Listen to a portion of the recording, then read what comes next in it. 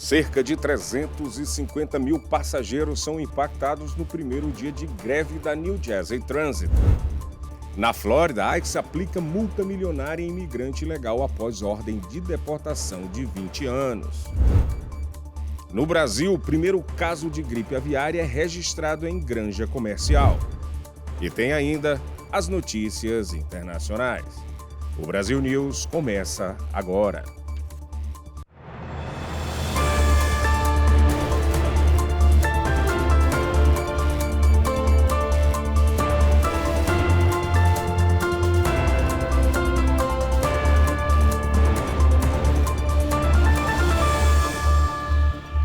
Boa noite.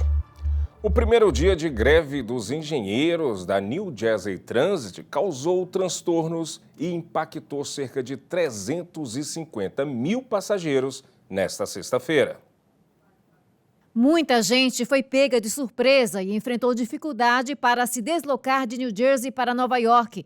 Ônibus, carros de aplicativos, táxis e até barcos foram alternativas para a maioria. A paralisação ocorre após a falta de acordo nas últimas rodadas de negociações. Esta é a primeira greve do setor de transportes do estado em mais de 40 anos. As próximas negociações estão agendadas para domingo e segunda-feira. A última delas deve acontecer em Washington. Uma imigrante ilegal está enfrentando uma multa milionária por não ter deixado o país após receber uma ordem de deportação há 20 anos. A repórter Lorena Gomes tem as informações. A multa pelo não comparecimento a uma audiência no tribunal foi calculada em $500 por dia desde a emissão, que foi em 2005. O total chega a $1.820.000. A mulher, natural de Honduras, tem 41 anos e é mãe de 3 filhos americanos. Há uma semana, ela recebeu do Departamento de Imigração e Alfândega dos Estados Unidos, o ICE, o aviso da multa milionária. O documento indica que a penalidade pode ser contestada e ainda oferece a opção de uma entrevista pessoal. O caso representa uma aplicação rara das penalidades civis previstas na Lei de Imigração e Nacionalidade de 1952, que foi reforçada no governo Trump. A defesa da imigrante, que não teve o nome divulgado, pretende recorrer da multa, alegando que a cliente não foi informada das consequências de permanecer no país após a ordem de deportação. E o corpo de um adolescente de 15 anos foi encontrado no início da tarde de quinta-feira no lago Whippoorwill, em Lake Nona. As buscas começaram no fim da tarde de quarta-feira, quando o menino caiu no lago e não emergiu. Ele passeava de caiaque com um grupo de 5 amigos. Detalhes sobre o incidente e a identidade do adolescente não foram divulgados.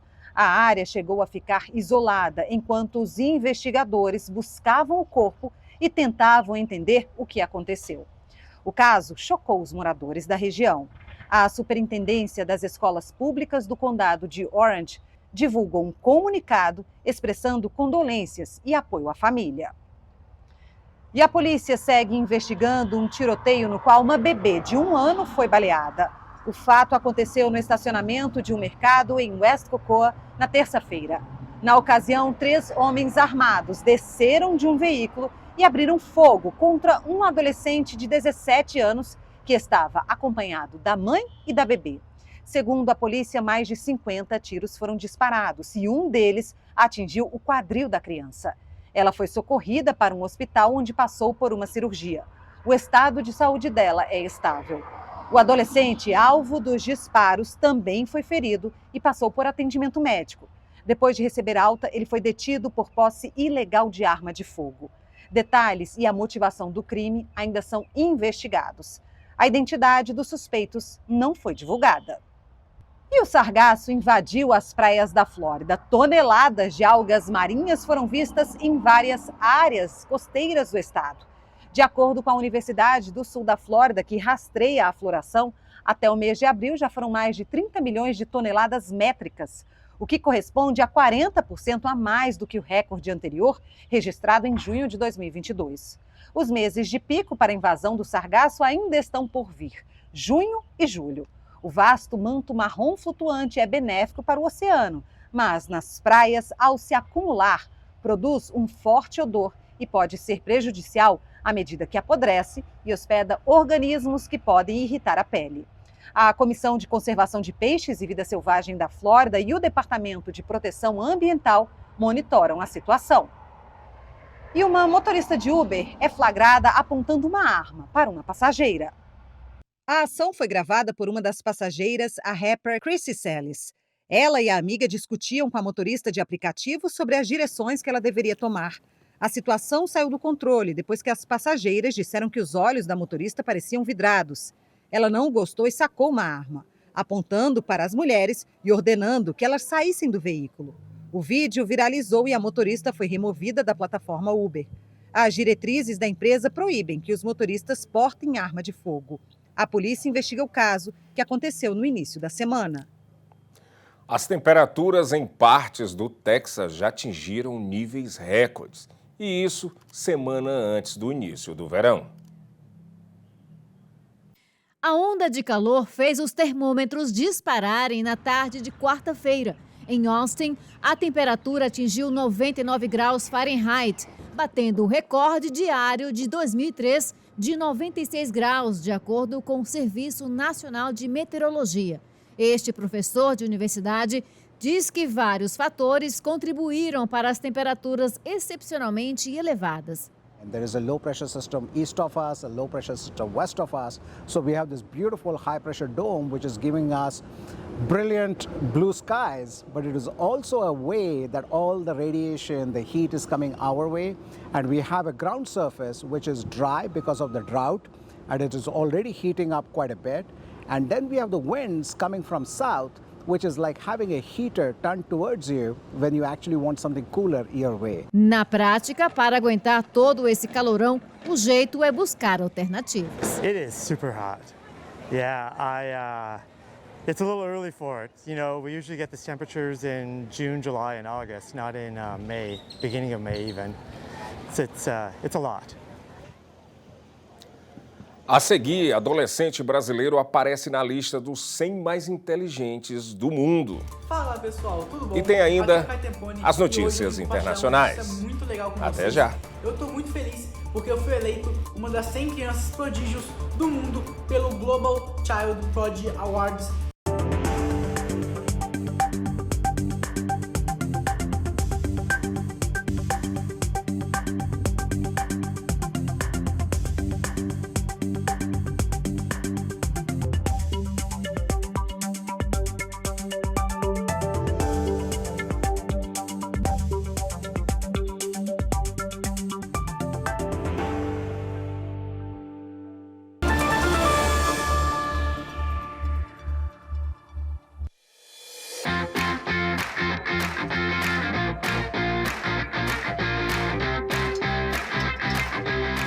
Mimoso traz para sua mesa o autêntico sabor de Minas Gerais.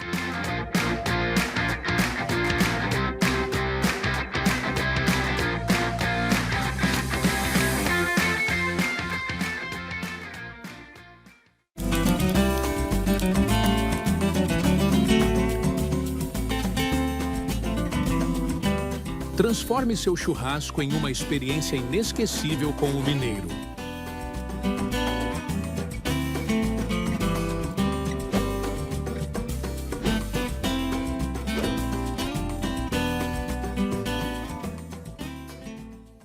Essa é a história da receita caseira do pão de queijo Forno de Minas. Uma história cheia de paixão, ingredientes naturais e muito queijo curado, feito aqui na Forno de Minas. Crocante por fora, macio por dentro. É impossível esquecer esse sabor, esse cheirinho e principalmente esse sentimento. Vó, tá pronto! Forno de Minas, receitas caseiras e muita paixão. E agora as principais notícias do Brasil com a correspondente Arlene Balieiro. E o governo federal decretou nesta sexta-feira estado de emergência zoossanitária por 60 dias, depois do primeiro caso de gripe aviária detectado em uma granja comercial. Segundo o Ministério da Agricultura e Pecuária, o caso foi registrado no município de Montenegro, em Porto Alegre, e a medida é válida apenas para o local. O vírus está em circulação desde 2006, principalmente na Ásia, África e no norte da Europa. É importante ressaltar que a doença não é transmitida pelo consumo de carne de aves e nem de ovos, e o risco de infecção em humanos é considerado baixo. E já passa de 1 milhão os pedidos de reembolso de descontos não autorizados feitos por entidades associativas das contas de aposentados e pensionistas do INSS. Até agora, apenas 18 mil beneficiários informaram que o desconto foi autorizado. Os números são apenas do segundo dia de funcionamento do serviço de notificação do órgão. A ação faz parte do processo de ressarcimento dos beneficiários vítimas da fraude do INSS. As 41 entidades contestadas têm até 15 dias para comprovar vínculo ou devolver o dinheiro. A estimativa é de que 9 milhões de beneficiários tenham sido vítimas de descontos indevidos. O prejuízo aos cofres públicos é superior a 6 bilhões de reais. As contestações devem ser formalizadas na plataforma Meu INSS, no site do órgão ou pelo telefone 135. E entra em vigor no dia 1º de junho a isenção de vistos para brasileiros que pretendem viajar para a China por até 30 dias. A medida é válida por 1 ano, segundo o Ministério das Relações Exteriores chinês. Além do Brasil, Argentina, Chile, Peru e Uruguai também foram beneficiados com a isenção. A medida busca facilitar o intercâmbio de pessoas no país. A não obrigatoriedade do visto se aplica para viagens de turismo, negócios, visita familiar, intercâmbio e trânsito. O anúncio foi feito após um fórum entre autoridades chinesas, latino-americanas e caribenhas em Pequim no início desta semana. O governo chinês recebeu lideranças de países da América Latina, entre eles o presidente Lula. E um garoto brasileiro de apenas 16 anos está no grupo seleto das 100 crianças e adolescentes mais inteligentes do mundo pelo Global Child Prodigy 2025. Caio Temponi venceu na categoria Inteligência e Memória QI. E não é para menos. Morador da cidade mineira de Juiz de Fora, ele está prestes a concluir 2 faculdades, Direito e Matemática. Sem contar que ele foi o mais jovem brasileiro a ser aprovado no Instituto de Tecnologia da Aeronáutica, o ITA. E também o jovem com maior número de aprovações em universidades federais do país. Ao todo foram 18. A entrega oficial da premiação será no Parlamento Britânico, no Reino Unido, no dia 26 de junho. Parabéns ao jovem brasileiro. E ainda no Brasil, um vazamento de corante interrompeu captação de água e deixou animais tingidos de azul no interior paulista. E foi interrompida na quarta-feira a captação de água do rio Jundiaí, em São Paulo, depois que um afluente foi contaminado por quase 2.000 litros de corante. O líquido foi derramado um dia antes, no córrego das Tulipas, após um acidente com uma carreta, que fazia o transporte do produto. Segundo as investigações, o motorista estava fora do veículo quando ele se deslocou e bateu em um poste. Além de deixar a água azul, o pigmento coloriu peixes, capivaras e a plumagem de patos e gansos que vivem em um parque da cidade cortado pelo córrego. O corante, que muda a cor das embalagens, possui um odor forte. A empresa responsável pelo transporte não se pronunciou sobre o incidente. O Ministério Público abriu um inquérito para apurar o caso. Veja agora a cotação do dólar frente ao real.